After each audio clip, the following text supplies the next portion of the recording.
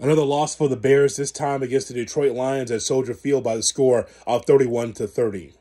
So this game is very similar to the other games that we've seen with the Bears, in which the Bears put up a number of terrific plays offensively by Justin Fields. Fields runs all over Soldier Field to get yardage, to get touchdowns, and showed some really dynamic plays for the Chicago Bears team. Again, there's a big difference in the last 3 or 4 games than the beginning of the season when the Bears could not move the ball at all offensively. At least what we're seeing here is we're seeing points on the board. We're seeing the running game working for Justin Fields and for others, and also Justin feeling comfortable enough to throw it down the field to Kmet and to Darnell Mooney. So that was good to see. It's just a head scratcher this game because the Bears should have been able to win on Sunday, and they did not. Could you answer this question for me?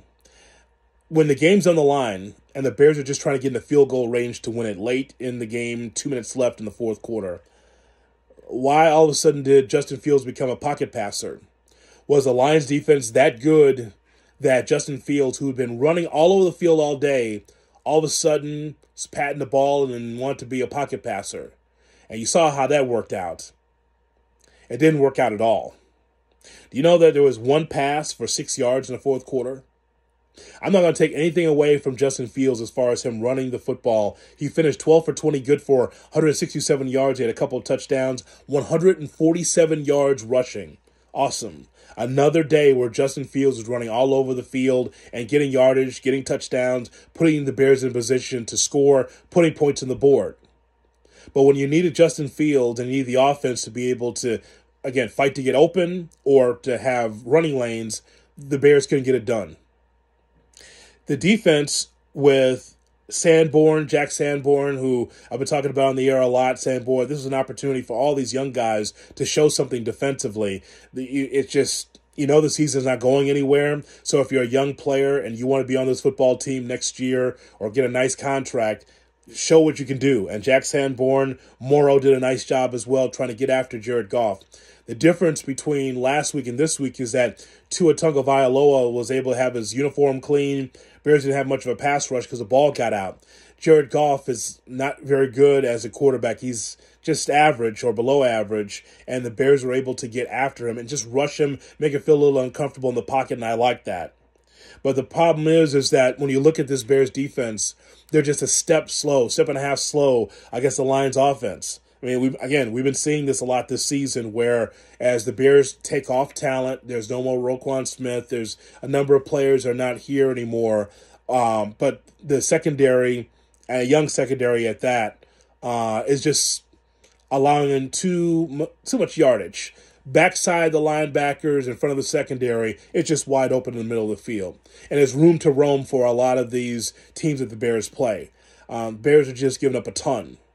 It's one of the rare times where we're talking about the offense actually looking good and the defense just lagging behind. Again, that is predicated on not having enough defensive weapons to make plays, not get enough pass rush, those things. But I just look at this game offensively, and there's always this feeling like, yeah, Bears lost, so they'll be able to have a really good draft pick. And my whole thought is, well, I know that's not how the players feel. Ask a former player if they feel great about this particular loss. In the front office, maybe they're salivating and say, hey, man, get a chance to be able to have a first-round draft pick. And my whole thing is that that's kind of like a scratch-off lottery ticket. We're not really sure whether or not the Bears will be able to get the top-notch player in the first round. That's the hope. But ultimately, Justin Fields, and for him and for a number of these offensive players, they need to win a game or two to feel like, hey, you know what, we are putting some good plays together in the first and second, third quarter, but what about to close the game? Again, a mixed bag, right? Justin Fields was fantastic as far as him running the football, but when the Bears needed to win the game, fell short. And that's on both sides of the football, offensively and defensively. Please put below your thoughts about the Bears' loss against the Lions, which stood out. If you were there at Soldier Field, love to get your thoughts on that. But along with the 31-30 loss, I'm not big on going criticizing officials because I think that's cheap, but you can clearly see how the Bears just can't get past interference calls.